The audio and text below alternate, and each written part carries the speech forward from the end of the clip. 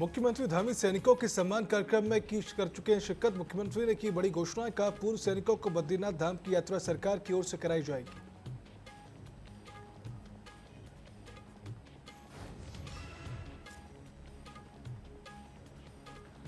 आजादी के 76 साल बाद मौड़ा गांव में पहुंची सड़क, गांव में जश्न, ग्रामीणों ने विधायक अधिकारी को दिया धन्यवाद।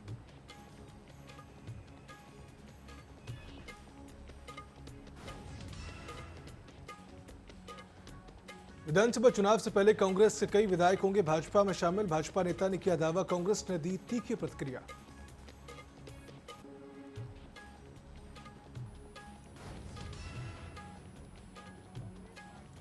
कांग्रेस के राष्ट्रीय अधिवेशन में लगे सोनिया गांधी, हिंदुस्तान राहुल गांधी हिंदुस्तान के नारे, भाजपा वाली कांग्रेस के लिए परिवार पहले देश बाद में।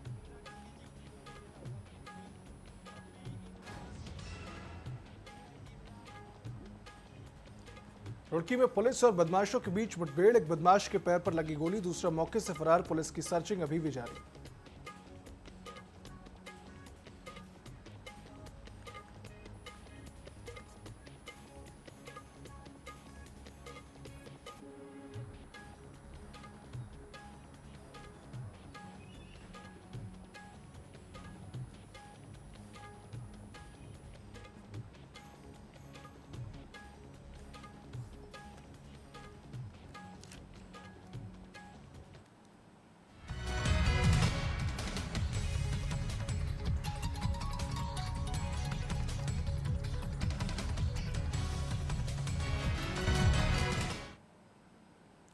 नमस्कार, स्वागत है आप सभी का न्यूज अपडेट की इस बुलेटिन में। मेरा नाम है सिद्धांत त्रिपाठी। रुक करते सीधा उत्तराखंड की खबरों की ओर, जहां मुख्यमंत्री धामी बुधवार अपने स्वर्गीय पिता सूबेदार शेर सिंह धामी की 5वीं पुण्यतिथि के अवसर पर आयोजित सैनिक सम्मान समारोह में खटीमा पहुंचे थे। वहीं आज पूर्व लोहिया हेड कैंप कार्यालय में एकत्रित हुए जनप्रतिनिधियों व आम जनता से उन्होंने मुलाकात की और उनकी समस्याएं सुनी। इसी के साथ उन्होंने संबंधित अधिकारियों को निर्देश दिया, जिसके बाद मुख्यमंत्री अपने तय कार्यक्रम के अनुसार देहरादून के लिए रवाना हो गए।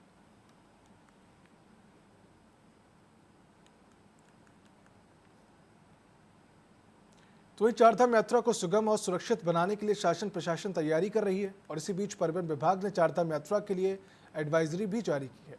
इसके तहत पर्वतीय मार्गों पर रात के समय व्यावसायिक वाहनों के संचालन पर पूरी तरह से रोक लगाई गई है। वहीं ARTO चक्रपाणी मिश्रा ने बताया कि पहाड़ी मार्गों पर ड्राइविंग के लिए दक्षता अनिवार्य है। व्यावसायिक वाहन चालकों को विशेष प्रशिक्षण के प्रमाण पत्र, फिटनेस सर्टिफिकेट और वाहन के सभी दस्तावेज पूरे रखने होंगे। नियमावली में भी यह है कि चप्पल पहन के वाहन संचालित न किया जाए। जो हमारा भौगोलिक परिस्थिति है उसमें बहुत सारे ऐसे क्षेत्र हैं जहाँ पर टेम्परेचर का डिफरेंस भी काफ़ी ज़्यादा रहता है, तो और इसके मद्देनज़र भी सड़क सुरक्षा को देखते हुए ऐसा नियम है, उन नियमों का अनुपालन हम लोग सुनिश्चित करेंगे। तो नैनीताल में अशोक पार्किंग को डबल स्टोरी बनाने के लिए प्रस्ताव पारित होने के बाद आज भूमि पूजन के साथ पार्किंग निर्माण कार्य शुरू कर दिया गया। वहीं भाजपा के जिला योजना समिति सदस्य अरविंद पड़यार ने प्रदेश सरकार का आभार व्यक्त करते हुए कहा कि प्रदेश के मुख्यमंत्री पर्यटन को बढ़ावा देने के मकसद से लगातार विकास के कार्य करते रहे हैं, जिसके फलस्वरूप आज प्रदेश सरकार ने नगर को सौगात देते हुए अशोक पार्किंग को डबल स्टोरी बनाने के लिए 4 करोड़ की धनराशि अवमुक्त कर दी है, ताकि नगर में पार्किंग की समस्या से निजात मिल सके।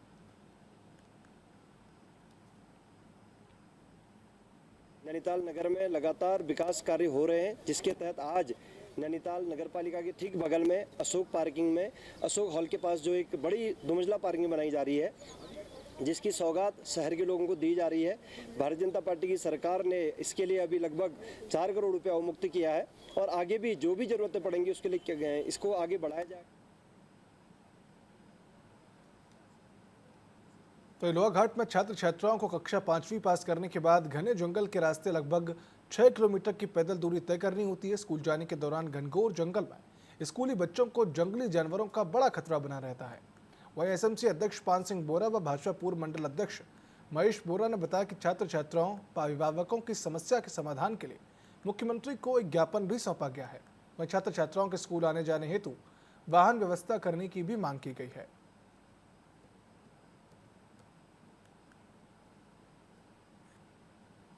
तो जब बच्चे वहाँ 5वीं पास करते हैं तो उनको विद्यालय आने के लिए जैसे एक तो लोहाघाट आना पड़ता है, और दूसरा हमारे ही ग्राम पंचायत में हाई स्कूल जो है खुनाबोरा के नाम से बच्चों को वहाँ एडमिशन गार्जियन जो है तो अधिकतर दिलाना चाह रहे हैं और अधिकतर शायद उस क्षेत्र के पढ़ते भी वही हैं।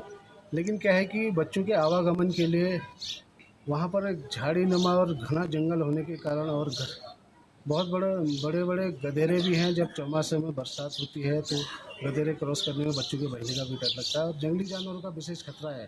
हमारे यहाँ एक स्कूल है, प्राइमरी पाठशाला बलाई, उससे जो बच्चे आउट पास होके एक हमारा जूनियर स्कूल है पूना गोरा, जूनियर हाई स्कूल है, वहाँ जाते हैं तो वहाँ पैदल उन्हें जाना पड़ता है 6 किलोमीटर, जिसमें जंगल का रास्ता है, उबड़ खाबड़ है, बीच में गधेरे हैं और जिसमें हमेशा जानवरों का भय बना रहता है। अब अभिभावक एक एक करके कभी छोड़ने जा रहे हैं, कई बार बच्चे ऐसा होता है 4 बच्चे नहीं जाते, एक बच्चा अकेला रह जाता, वो भी उसका भी स्कूल छूट जा रहा, उसकी वजह से बड़ी दिक्कत आ रही है। अब बच्चों की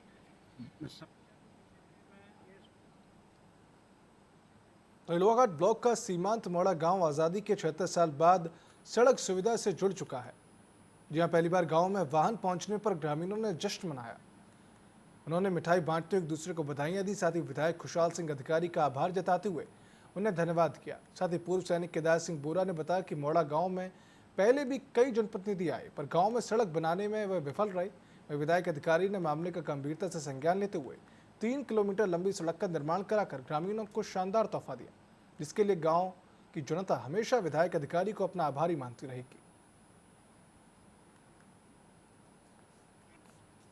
कृषि क्षेत्र में काफ़ी चीज़ें वहाँ पर उत्पाद होती हैं जो बाजार तक नहीं ला पाते थे, उन किसानों को काफ़ी वहाँ सुविधा मिलने वाली है। और हमारी जो रोड है काफ़ी समय बाद, जैसे 76 साल आज़ादी के हो गए हैं, लोगों ने काफ़ी संघर्ष किया लेकिन रोड नहीं पहुँच पाई। कहते हैं न होने से बीमार लोगों को रोड तक पहुँचाना, डोली से सहारे लाना और उत्पादों को बड़ी मुश्किल से ऊपर लाना, हॉस्पिटल तक मरीजों को पहुँचाना बहुत ही दिक्कत की बात थी, जिससे हमारे गाँव को ये सुविधा मिली है।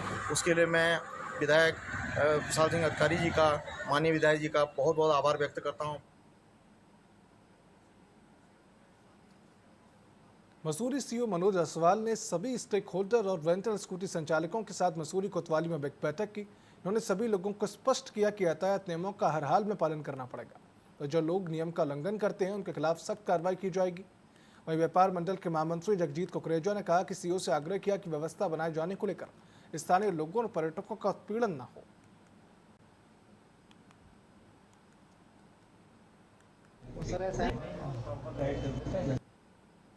स्टेक होल्डर्स थे हमारे द्वारा उस आगामी पर्यटन सीजन को देखते हुए यहाँ पे जो है सुझाव दिए गए वन वे ट्रैफिक के। अक्सर देखा जाता है कि जैसे सीजन शुरू होता है तो सड़कों पे जाम लग जाता है, तो जो काफ़ी पुराने वन वे ट्रैफिक के चल रहे थे तो वो हमारे द्वारा सीओ साहब को सुझाव दिए गए हैं, जिसपे उन्होंने तुरंत कार्रवाई के लिए आश्वस्त किया। और साथ ही साथ एक जो प्रमुख जाम का केंद्र है लंडौर बाज़ार के लिए हमको उनको सुझाव दिया गया है कि वन वे करा जाए और सिविल हॉस्पिटल से या ऊपर कम से कम कैंट बोर्ड के माध्यम से बैठक करके वहाँ पे एक जल्दी से जल्दी एक नीति बनाई जाए, जिसकी वजह से वहाँ पे जो जाम लगातार लगा रहता है, जिससे हमारे समस्त दुकानदार बहुत परेशान हैं और दुकानदार अक्सर क्योंकि दुकानदारों की रोज़ी रोटी का सवाल है और जाम की वजह से उनकी रोज़ी रोटी पे भी फ़र्क पड़ने लग गया है। तो उसके लिए सीओ साहब ने हमें आश्वस्त किया है कि जल्द ही वो इसके लिए एक नीति बना के हम उसका निजात करेंगे। हमारा जो यात्रा सीज़न, टूरिस्ट सीज़न जो है वो शुरू होने वाला है और हम बहुत बड़ी संख्या में यहाँ पे टूरिस्ट और गाड़ियों को एक्सपेक्ट कर रहे हैं। तो कैसे हम मसूरी की व्यवस्थाओं को बेहतर कर सकते हैं जिससे हमारा ट्रैफिक भी निर्बाध चलता रहे, जिससे जो आने वाले यात्री हैं वो आराम से यहाँ पे घूमें, एक अच्छी मेमोरी लेके जाएं और जो हमारे लोकल्स हैं उन्हें भी कोई परेशानी ना हो। तो इसके लिए यहाँ पे सभी स्टेक होल्डर्स की मीटिंग ली गई, सभी से उनके सजेशंस लिए गए। जो उनके सजेशंस हैं उन पे हम लोग इम्प्लीमेंट करने की कोशिश करेंगे जो व्यवस्थाओं की बेहतरी के लिए होंगे।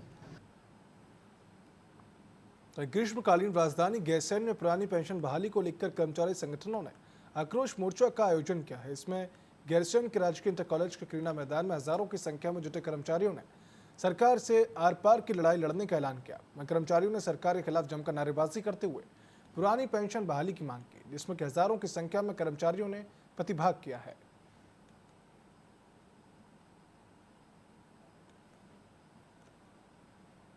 तो गुजरात के अहमदाबाद में हुए कांग्रेस के अधिवेशन में सोनिया गांधी हिंदुस्तान और राहुल गांधी हिंदुस्तान जिंदाबाद के नारे लगे, जिसका वीडियो सोशल मीडिया पर वायरल हो रहा है।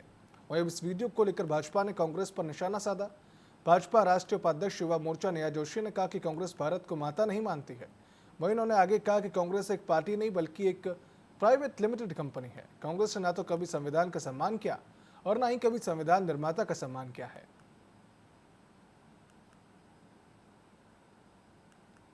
उन्होंने कभी ना संविधान का सम्मान किया है, उन्होंने ना संविधान निर्माताओं का सम्मान किया, और भारत माता का तो वो कॉन्सेप्ट ही नहीं मानते हैं। तो आप उनके मुंह से ऐसे ही नारे सुनेंगे, आप उनसे भारत माता की जय अगर कहने को कहेंगे तो उनकी पार्टी में नोटिस जारी हो जाता है अगर कांग्रेस का कोई नेता भारत माता की जय कह दे। कई बार हमने ऑन कैमरा देखा है कि ऐसे वीडियो सामने आते हैं जब कोई कार्यकर्ता अगर भारत माता की जय नारा लगा दे तो उसको पार्टी से निष्कासित तक कर दिया जाता है, उसको तुरंत डांट पड़ जाती है। तो ऐसी पार्टी ना भारत माता का कभी सम्मान कर सकती है, ना संविधान का कभी सम्मान कर सकती है। तो मसूरी में असामाजिक तत्व ने एक दुकान में आग लगाने की कोशिश की, जिससे कि क्षेत्र में हड़कंप मच गया। बताया जा रहा है कि देर रात को अपर माल रोड पोस्ट ऑफिस के पास हरियाणा गिफ्ट हाउस पर किसी असामाजिक तत्व ने दुकान के शटर के नीचे से आग लगाने की कोशिश की। घटना की सूचना मिलते ही पुलिस और व्यापार मंडल के महामंत्री जगजीत कुकरेजा मौके पर पहुंचे और उन्होंने पुलिस से पूरी घटना की जांच करने के साथ ही असामाजिक तत्व पर कार्रवाई करने की मांग भी की है।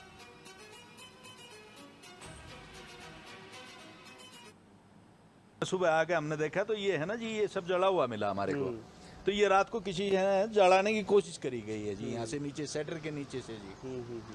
बाकी है ना जी आप लोगों के साथ लाखों रुपए का सामान हाँ जी, अगर ये हमारा हो जाता तो पूरा भरा हुआ है जी हमारा सामान। आसपास के क्षेत्र को भी हाँ जी बिल्कुल जी, चारों तरफ है ना, ये हवा का है जी, पता नहीं कितनी दुकानों को नुकसान होता है जी दोनों तो साइड में। आपका भी कोई विवाद चल रहा है क्या? नहीं, हमारा मसूरी में किसी के साथ कोई विवाद नहीं है जी। इस तरीके से रॉक स्टोन में अक्सर भूमि को लेकर विवाद नहीं जी, हमारा सर उनसे कोई विवाद नहीं, किसी से भी नहीं है कि एक षड्यंत्र हो। नहीं जी, हमारी नजर में तो कुछ नहीं है जी, पता नहीं क्या है, कोई सिर फिरा है जी, क्या है, किसने क्या किया, बाकी हमारी नजर में ऐसा कुछ नहीं कर दिया आपने? देखिए ये कल रात की जो घटना है, ये देखिए एक बड़ा हादसा जो मसूरी में होने वाला था, शायद वो भगवान की कृपा से टल गया है। लेकिन देखिए ये एक वार्निंग है और हम लोगों को सचेत रहना चाहिए कि देखिए ऐसा हादसा ना हो। इसके लिए थोड़ा सा प्रशासन को भी अलर्ट रहना पड़ेगा, रात्रि गश्त का ध्यान देना पड़ेगा और ये भी प्रशासन को देखना पड़ेगा कि ये रंजिशन किया गया है या कोई असामाजिक तत्व जो नशा वशा करते हैं ऐसे लोगों के द्वारा जिसके द्वारा भी ये किया गया है। प्रशासन को जल्दी इसका खुलासा करना चाहिए ताकि भविष्य में ऐसी कोई घटना ना घट सके। और आज हम ऊपर वाले का बहुत धन्यवाद करते हैं कि आज एक बहुत बड़ी घटना जो शायद पूरी मार्केट के लिए खतरा हो सकती थी वो आज टल गई है। लेकिन भविष्य में ऐसा ना हो, प्रशासन से निवेदन करते हैं कि इसके ऊपर तुरंत कार्रवाई करे और तुरंत पर्दाफाश करे। रुड़की में लूट के मुकदमे से संबंधित बदमाशों की तलाश के लिए पुलिस ने स्पेशल टीम बनाकर क्षेत्र में लगातार चेकिंग अभियान चलाया था। आज चेकिंग के दौरान स्कूटी सवार 2 संदिग्ध व्यक्तियों ने पुलिस टीम पर अचानक फायरिंग कर दी। घटना की गंभीरता को देखते हुए तत्काल नाकेबंदी की गई। सूचना पर पुलिस टीम ने आरोपियों को रोकने का प्रयास किया, जिस पर दोनों अभियुक्त भाग निकले, जिसकी तलाश अभी की जा रही है।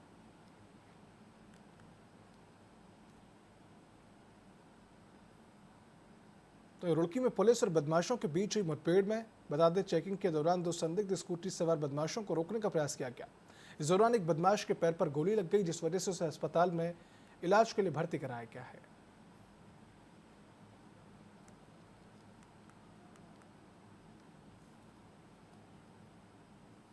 तो बागेश्वर में मौसम बदला और तेज बारिश के साथ ओलावृष्टि हुई, जिससे कि जहां एक और गर्मी से राहत मिली तो वहीं दूसरी ओर जंगलों में लगी भीषण आग भी बुझ गई। वहीं मौसम से लोगों को गर्मी से राहत मिलने के बाद काश्तकारों को ओलावृष्टि से नुकसान भी हुआ, क्योंकि फलों में अभी भी फूल से फल आने की तैयारी थी और ऐसे में ओले पड़ने से फलों को भारी नुकसान हुआ है।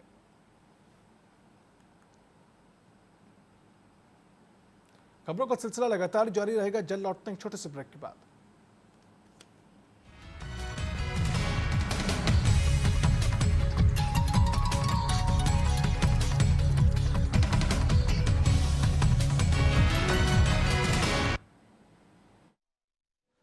मैं विष्णुदेव साई बोल रहा हूं।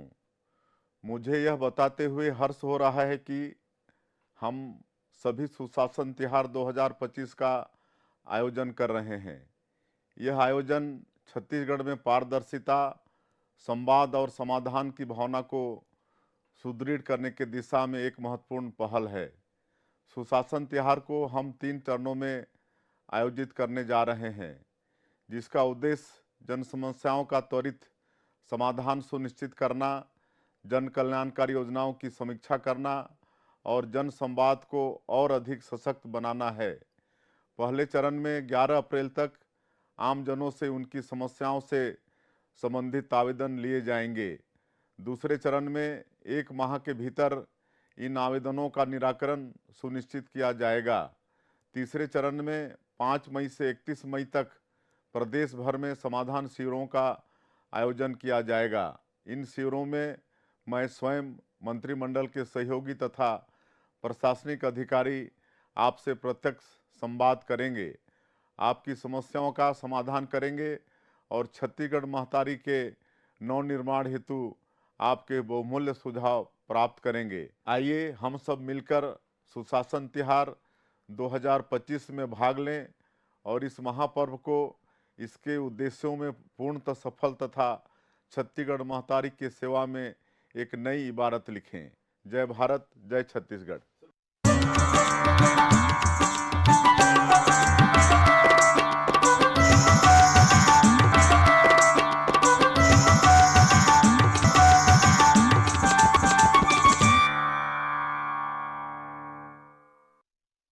चाहे हो लोगों के अनेकों रूप, चाहे हो लोगों के अतरंगी तस्वीरें, या कुछ ऐसा जिसे देखकर चौंक जाएंगे आप, या हो जाएंगे हंसी से लोटपोट। आपको दिखाएंगे ये सब सिर्फ यहाँ। तो मैं अंकिता लेकर आ रही हूँ आपके लिए एक ऐसा स्पेशल शो जिसका नाम है वायरल 24, जहाँ पे होंगे सोशल मीडिया पर वायरल हुए तमाम ऐसे मशहूर वीडियोस। तो देखना ना भूले हमारे साथ हमारा ये शो वायरल 24। मैं आ गई हूँ पूछने आम जनता के हाल, लेके उनके लिए ढेर सारे सवाल।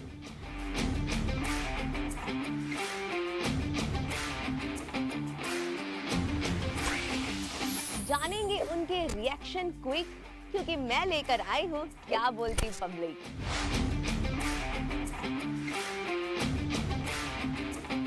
यहाँ होंगे बहुत सारे मजेदार क्वेश्चन एंड आंसर्स राउंड, और ऐसे आंसर्स मिलेंगे जिन्हें सुन के हंसना रोक नहीं पाएंगे आप। तो देखना ना भूलिए मेरे साथ क्या बोलती पब्लिक, सिर्फ टीवी 24 पर।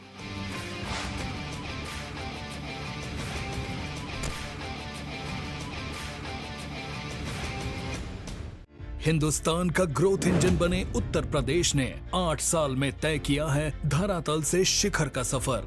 2017 से पहले वाले बीमारू राज्य के धब्बे को मिटाने के लिए अपराध के प्रति जीरो टॉलरेंस, अधोसंरचना का तीव्र विकास और युद्ध स्तर पर किया गया है कल्याणकारी योजनाओं का क्रियान्वयन। एक्सप्रेसवे, एयरपोर्ट, मेट्रो रेल, रोजगार, शिक्षा, स्वास्थ्य, किसान सम्मान निधि, फसलों का उचित मूल्य और ईज ऑफ डूइंग बिजनेस में यूपी बना है नंबर 1। 500 साल बाद अयोध्या में श्री राम लला का भव्य मंदिर और दिव्य भव्य महाकुंभ में 66 करोड़ 30 लाख से अधिक श्रद्धालुओं के पुण्य स्नान से विरासत का संरक्षण और आर्थिक उन्नति की गढ़ी गई है नई परिभाषा। प्रधानमंत्री नरेंद्र मोदी के मार्गदर्शन और मुख्यमंत्री योगी आदित्यनाथ के कुशल नेतृत्व में $1 ट्रिलियन इकोनॉमी के लक्ष्य की ओर तेजी से बढ़ रहा है उत्तर प्रदेश। करके दिखाए जो, डबल इंजन सरकार है वो।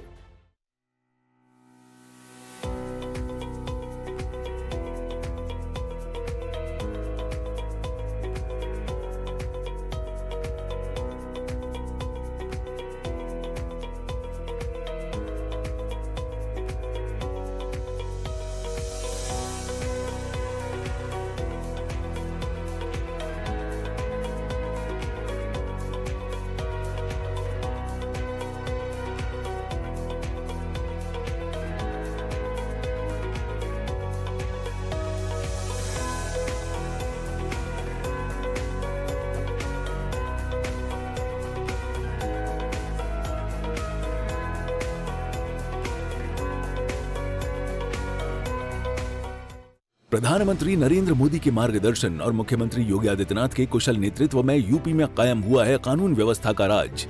2017 से पहले दंगे फसाद, अवैध कब्जे, उगाही और महिलाओं के विरुद्ध अपराध से जनता त्राहिमाम कर रही थी, लेकिन बीते 8 वर्षों में अपराध के प्रति जीरो टॉलरेंस से भयमुक्त हुआ है उत्तर प्रदेश। बड़े अपराधियों पर गैंगस्टर एक्ट और एनएसए की कार्रवाई की गई, दुर्दांत अपराधी या तो एनकाउंटर में मारे गए या सलाखों के पीछे पहुंचाए गए। माफिया के अवैध कब्जे से लगभग 3000 करोड़ की संपत्ति जब्त कर उन पर गरीबों के लिए बनाए गए हैं आवास। पुलिस कमिश्नरेट व्यवस्था, anti terrorist squad, special security force, महिला पीएसी बटालियन और सीसीटीवी कैमरों के जाल ने सुरक्षा व्यवस्था को बनाया है अत्याधुनिक। स्मार्ट पुलिसिंग का परिणाम है कि महाकुंभ 2025 में 66 करोड़ 30 लाख से ज्यादा श्रद्धालुओं ने पुण्य स्नान किया, लेकिन मामूली अपराध की घटना भी नहीं हुई। सेवा, सुरक्षा एवं सुशासन का आधार, डबल इंजन की सरकार। वो शाम पुरानी ढल चुकी, अब नए सूरज से दरकार है। चाहिए एक तलबगार सच का, अरसे से सोना पड़ा बाजार है। कहीं रुदन है, कहीं घुटन है, हर कदम है संग्राम यहां। जो इन तूफानों में ठहर सके वही विश्वास का हकदार है। देखते रहिए टीवी 24 मोहित साहू के साथ।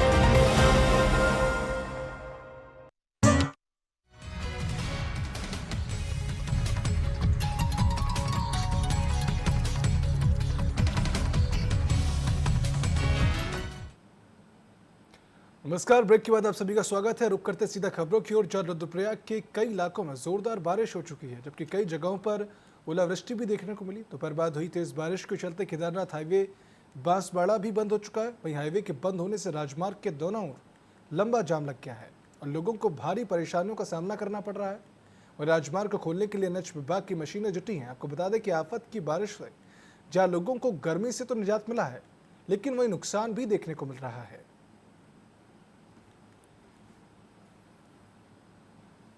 वही थराली में मूसलाधार बारिश से काफी नुकसान देखने को मिला। बता दें कि गधेरे का पानी उफान पर बहने से आवासीय मकानों और दुकानों तक पहुंच गया है। आपको बता दें कि आज विधायक भूपाल राम तमटा ने आपदा प्रभावित क्षेत्र का निरीक्षण किया और तहसीलदार व राजस्व की टीम को काश्तकारों की फसल को नुकसान का आकलन कर कार्रवाई के निर्देश दिए हैं।